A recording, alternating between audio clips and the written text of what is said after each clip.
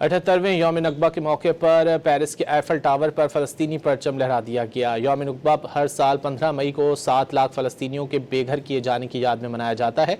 इस सिलसिले में फ्रांस के समाजी कारकुनों ने ऐफल टावर पर फ़लस्तीनी परचम लहराकर मजलूम फ़लस्तीनियों से इज़हार यकजहती किया।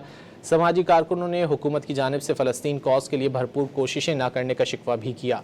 उन्होंने आलमी बिरादरी से भी फ़लस्तीनियों के हक़ के खुद इरादियत के लिए आवाज़ उठाने की अपील की।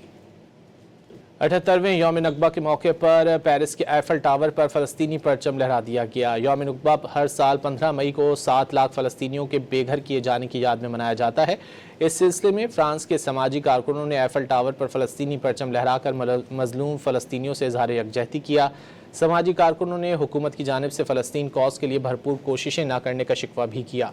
उन्होंने आलमी बिरादरी से भी फ़लस्तीनियों के हक़ के खुद इरादियत के लिए आवाज़ उठाने की अपील की।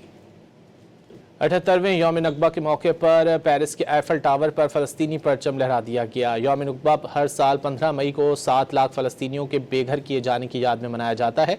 इस सिलसिले में फ्रांस के समाजी कारकुनों ने ऐफल टावर पर फ़लस्तीनी परचम लहराकर मजलूम फ़लस्तीनियों से इज़हार यकजहती किया। समाजी कारकुनों ने हुकूमत की जानिब से फ़लस्तीन कॉज के लिए भरपूर कोशिशें न करने का शिकवा भी किया। उन्होंने आलमी बिरादरी से भी फ़लस्तीनियों के हक़ के खुद इरादियत के लिए आवाज़ उठाने की अपील की।